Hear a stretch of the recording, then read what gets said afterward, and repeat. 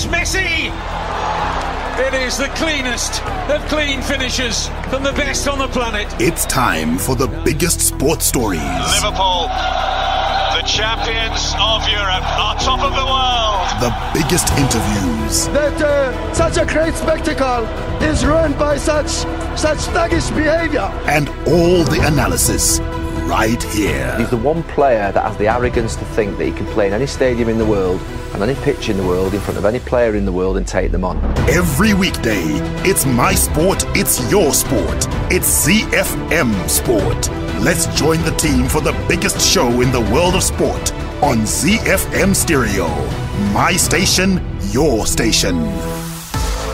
Welcome to it. This is ZiFM Sport on a Thursday, Throwback Thursday, the lockdown edition from my home to the comfort of your home. My name is Sean Tafirenyika. I'm the producer of ZiFM Sport. I hope you're staying at home and being safe. You know how we do every Thursday? It's the show that's short, sharp and sweet as we take you closer to your sports stars, powered by DSTV. Tonight on the show, we spoke to Zimbabwe women's hockey captain Mary Houghton. Hi, this is Alexandra Maseko, and I'm the national basketball team captain, and you're listening to ZiFM Sport. Z. You know, when you think about the Zimbabwe women's hockey team, you think of that team in the 1980s that won a gold medal at the 1980s Olympics in Moscow. The Golden Girls, that golden generation. And since then, Zimbabwe has struggled to be dominant. The performances have been inconsistent. So we haven't really been that country that causes shockwaves all over the world. But here's the thing though. The signs are there once again. This current generation of players look like they could take it to the very top. And a person who leads that team is the current Zimbabwe ladies captain, Mary Houghton.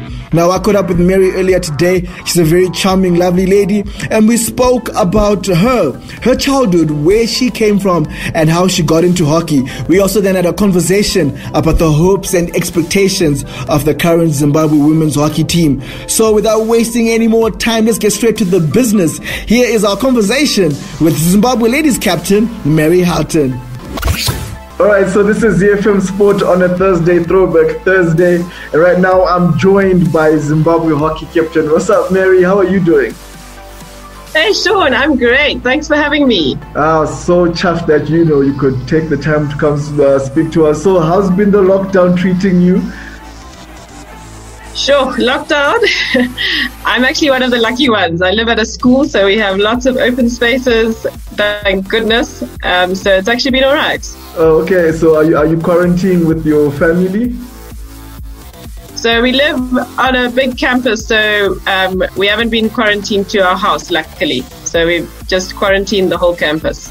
Okay, so so lots of interaction with other people, so you're not going crazy like some of us being stuck in the house. Yeah, we're very lucky out here. All right. So I want to take it back to right from the beginning. Tell us, when were you born? Where did you grow up? The schools you went to, high school and junior school, that sort of thing. So I'm born and bred Zimbo. I grew up at Milfordia School, where I still live and I work. And it was I come from a very sporting family, so right from when I could walk, I was holding all sorts of sports equipment, and hockey just spoke to me, and that's always been my passion. So all the way through junior school, high school, I've mainly played hockey, and I absolutely loved it. And I was very fortunate to have excellent coaches and mentors all along the way that helped me reach who I am today. All right. So when was it when you actually picked up a hockey stick for the first time?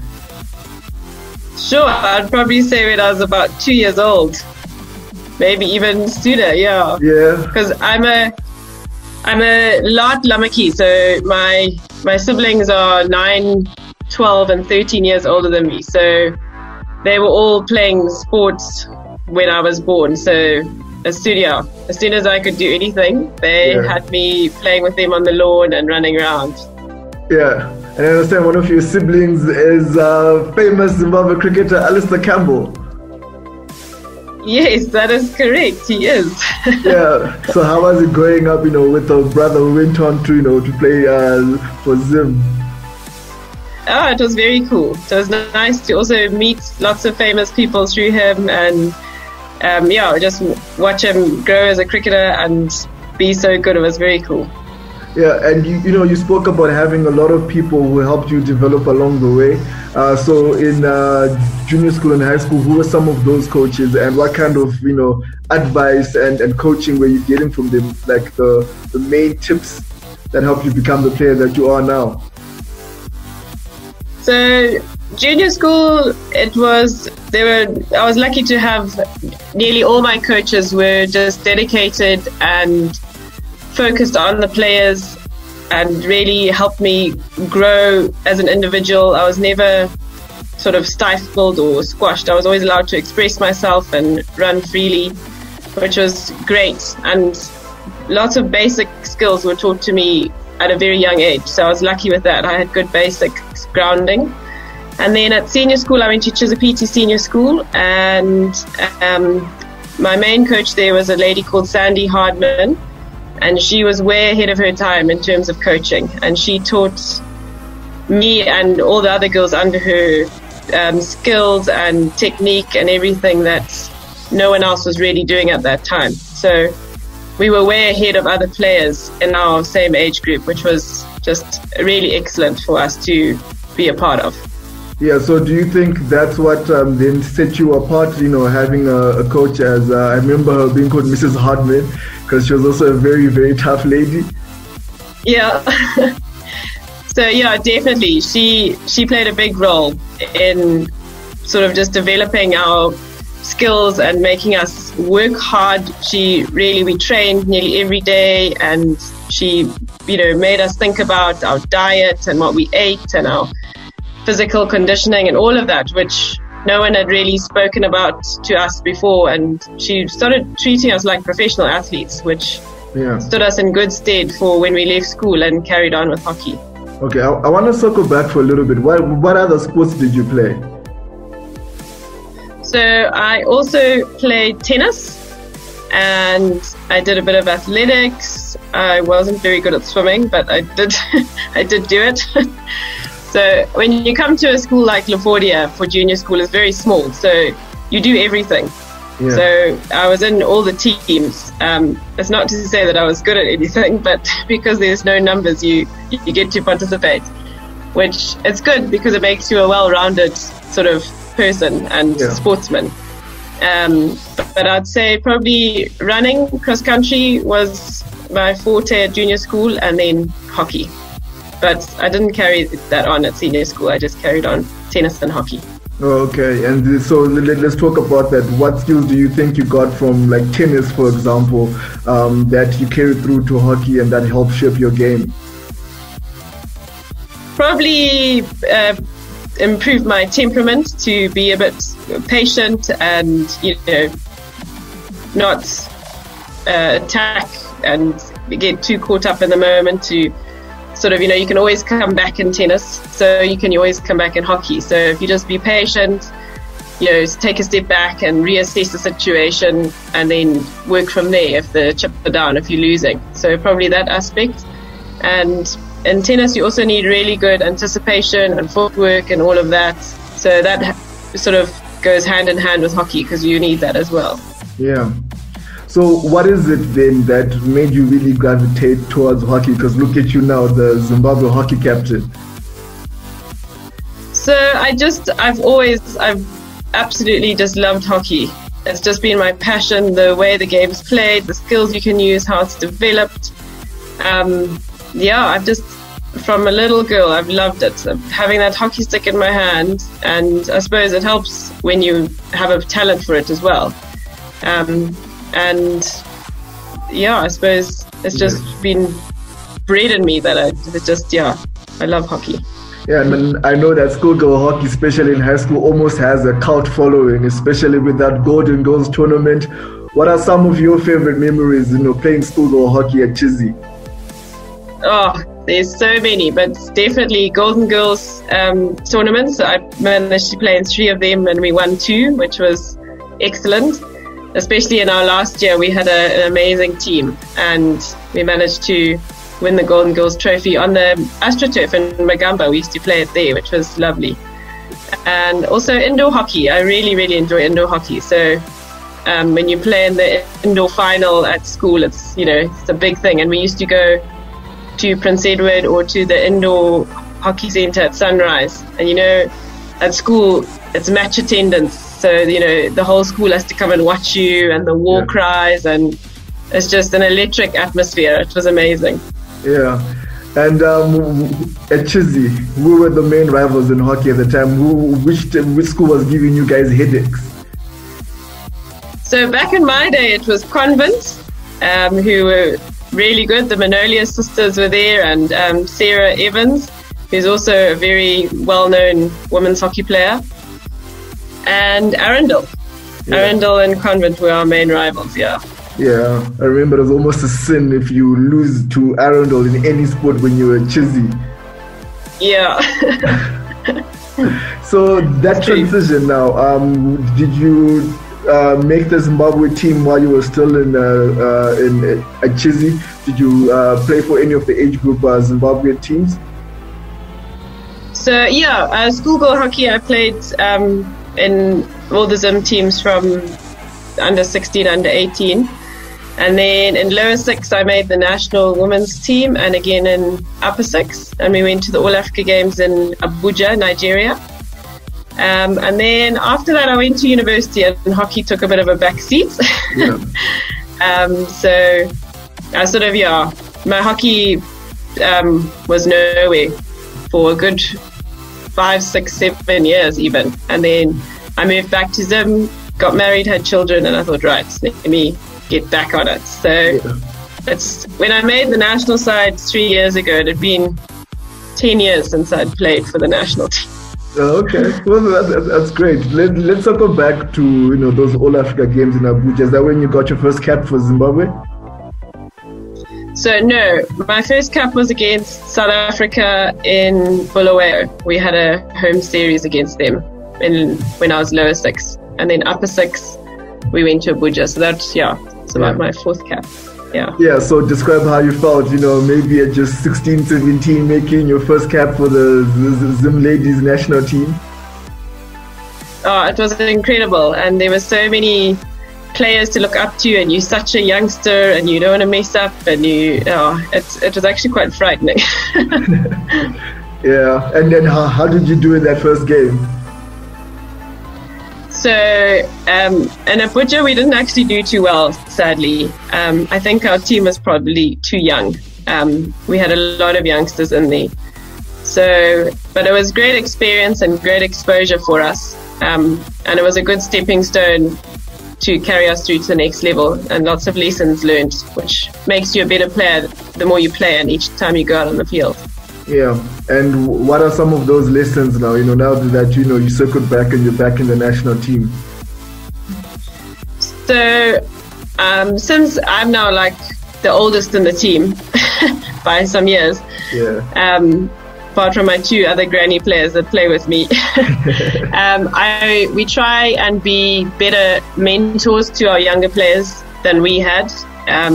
Sort of just really take them under our wing and show them the ropes. Because I think when we were young, we didn't really have anyone sort of guiding us properly and telling us, what to do and how to do it, and really being there for us. So we were given a bit too much freedom, and maybe not taking things as seriously as we should have, because you're young and you're a bit maybe arrogant, or I don't know. So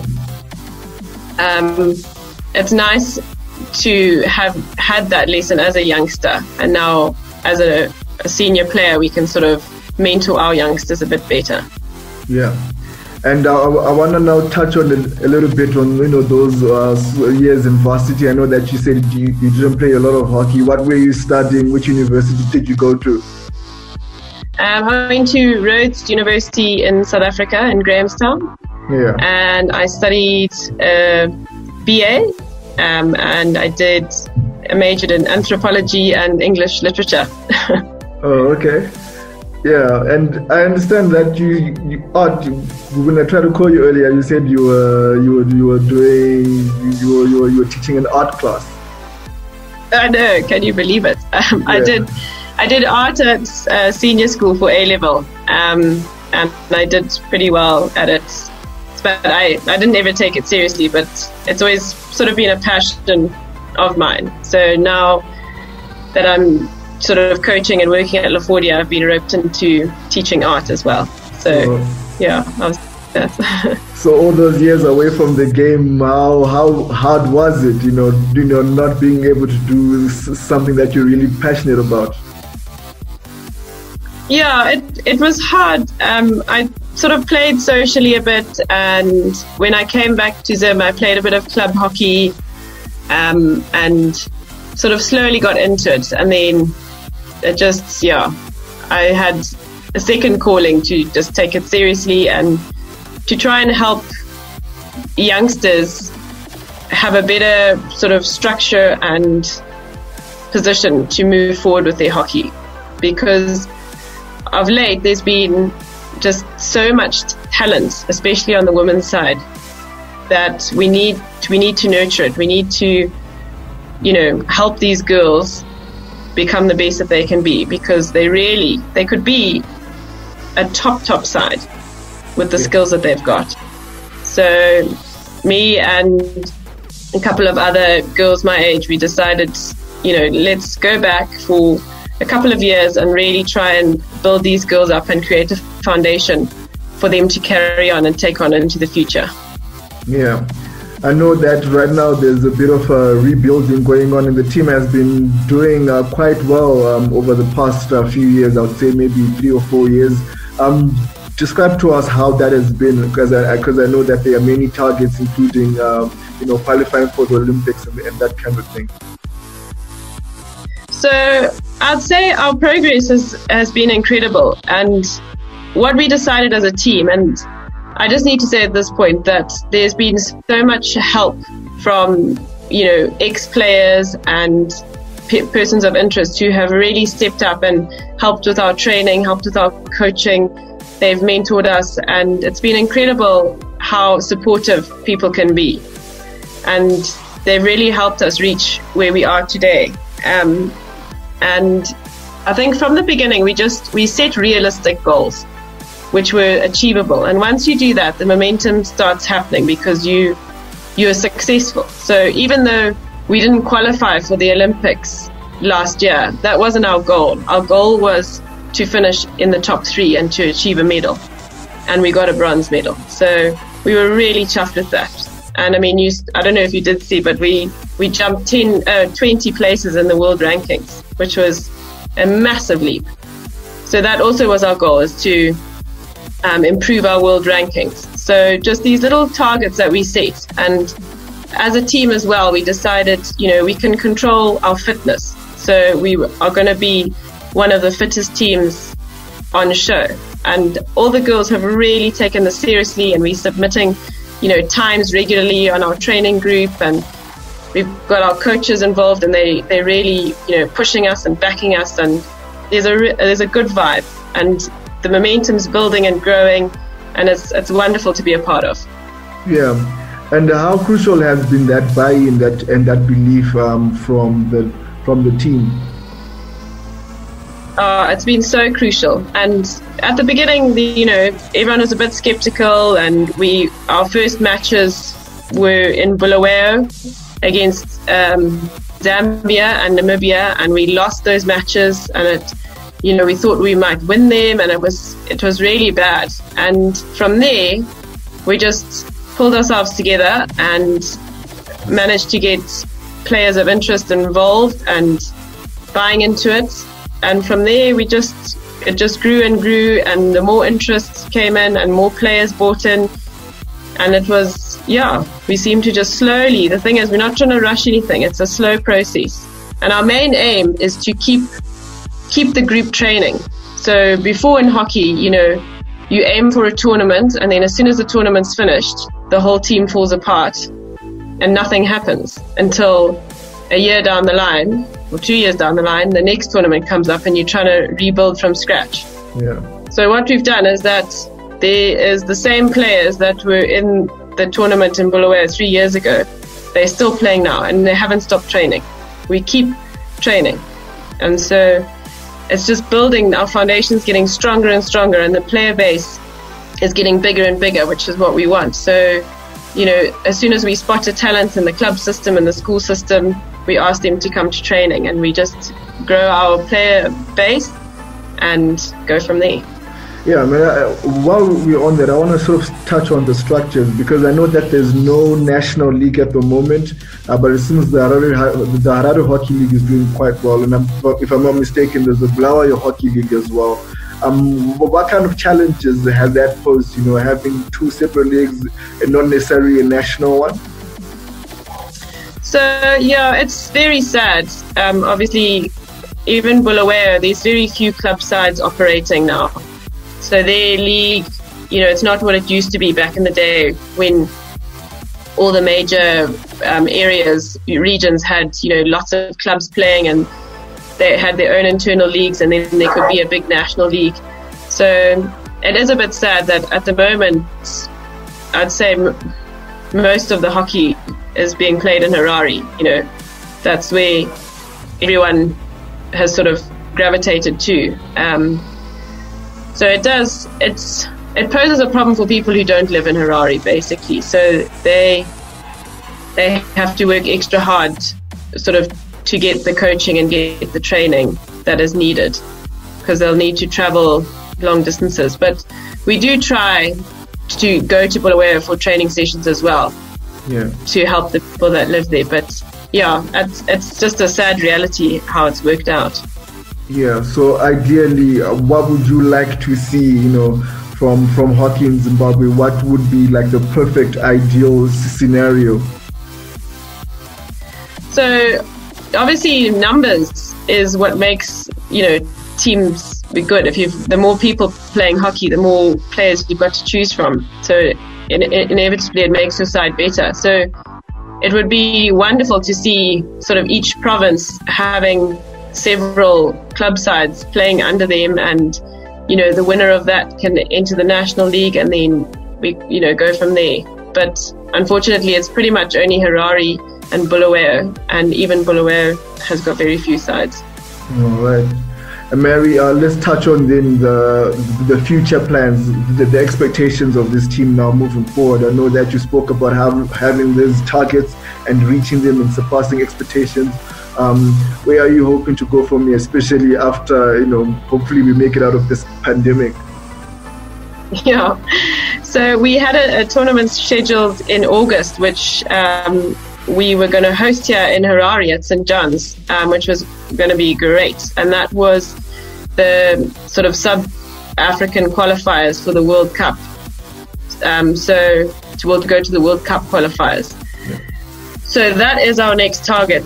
We're working towards that tournament, and we hopefully can win that tournament to then go to the qualifiers for the World Cup. So we'll just have to see when that is postponed till. But we have been training non-stop since the lockdown began, and hopefully once they lift the ban, we can get onto the field and just pick up where we left off. Fantastic. And Mary, before I let you go, you know, just to ask you some few maybe sort of slightly weird questions. What do you do for fun, you know, away from hockey? Well, that is a good question. I really enjoy socializing with my friends and my family and having them round for braais and having our kids all play together. That I really enjoy doing. So yeah, I'd say that's what I do for fun. That's great. You know, we all need time, you know, just to recharge. You know, and they say that this lockdown period has brought about a lot of, you know, perspective and introspection. You know, since we are practically being forced, you know, to spend some time and really connect on a human level. What have been some of your reflections on life and that kind of thing? So it's been really nice to spend time with my family, because obviously with all the hockey training I've been doing, it's taken a big strain on my family, and especially my husband, who has to pick up the pieces and look after the kids. So with this whole lockdown, it's been great to actually be a family unit, spend time with them. And although sometimes you want to murder your children because they're getting under your feet and in your hair, we've created some really special memories that would not have been the case otherwise. Fantastic. Thank you so much, Mary. You're an inspirational captain, and we are hoping that things will start coming together for the Zimbabwe hockey team. And as ZiFM Sport, I can promise you that we'll be keeping a keen eye and supporting the team. Thanks so much, Sean, for having me on the show. It's been a pleasure. Many thanks to Zimbabwe ladies hockey captain Mary Houghton for taking the time to speak to us and talk to us about the team. And we surely hope that right now that focus of qualifying for the World Cup qualifiers and qualifying for the Women's Hockey World Cup will be something that will be fulfilled. All we can do is back the ladies and show our support in any way that we can. And hopefully we'll become a dominant force once again. And just before we step out of here, we've got our power play coming up on a Throwback Thursday. But remember, on SuperSport tonight, there's some brilliant content for you to get through. There's a classic Premier League match between United and City, a look at gymnastic perfection, some great documentaries, and a movie based on a true story of one agent's attempt to get Indian cricketers involved in baseball. Now come and see what the viewer's choice and the primetime segments have in store for you on SuperSport 1 tonight.